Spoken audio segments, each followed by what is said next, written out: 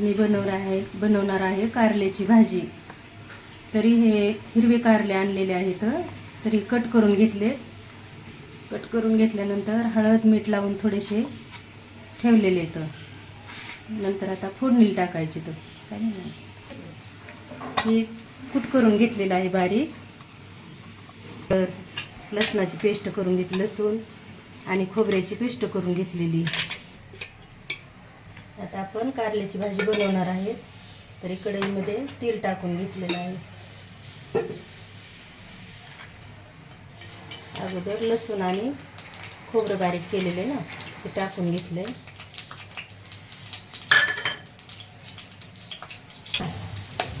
हे आता आमच्या गावाकडची पद्धत, त्या पद्धतीने बनवणार आहे.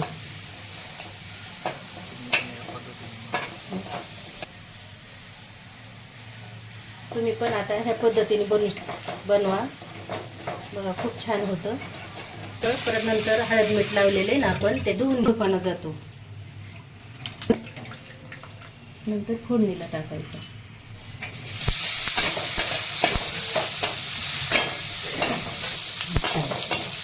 तेला मिठामध्ये कारलं छान परतून घेत आहेत. त्यामध्ये लसूण खोबरं टाकलेलं आहे आणि हळद मीठ टाकून आधीच थोडे वेळ फुलेलं होतं, त्यामुळे आता हळद नाही टाकलेली. आणि छान असं परतून घेतात. मम्मीच्या हातचं कारलं तर खूप चविष्ट आणि टेस्टी होतं त्यांच्या हातचं कारलं. तर आता हळद टाकून घेतलेली आहे थोडीशी. चवीनुसार मीठ टाकून घेतलेलं आहे कारल्यामध्ये. तर तेलामध्ये ना छान असं परतून घ्यायचंय, एकदम शिजून असं म्हणजे घ्यायचंय. नंतर मग त्यामध्ये भाजलेले शेंगदाण्याचं कूट टाकायचं आहे, थोडासा मसाला, घरकुल मसाला, घरचा मसाला.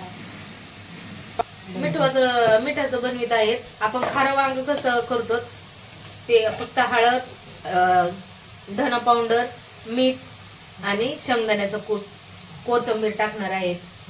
तर आता धने पावडर टाकत आहेत. धने पावडर टाकून घेतलेले आहे. भाजलेल्या शेंगदाण्याचा कूट टाकून घेतलेला आहे आता कारल्यामध्ये. कारलं पण छान परतलेलं आहे. त्यामध्ये धने पावडर आणि भाजलेल्या शेंगदाण्याचं कूट, चवीनुसार मीठ टाकून घेतलेलं आहे. लसूण खोबरं तर तेलामध्ये टाकलेलं होतं. आणि मिठाचं कारलं बनवायचं आहे. आणि थोडंसं खूप जास्त पण नाही टाकलं.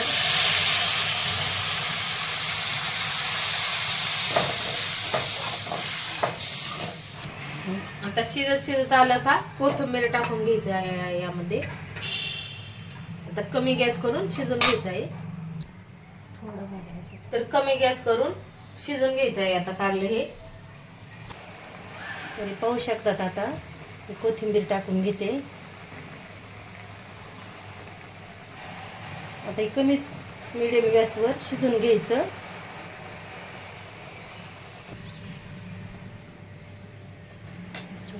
खाण्यासाठी आता कारल्याची भाजी तयार झालेली आहे. तरी पाहू शकता कारल्याची भाजी कशी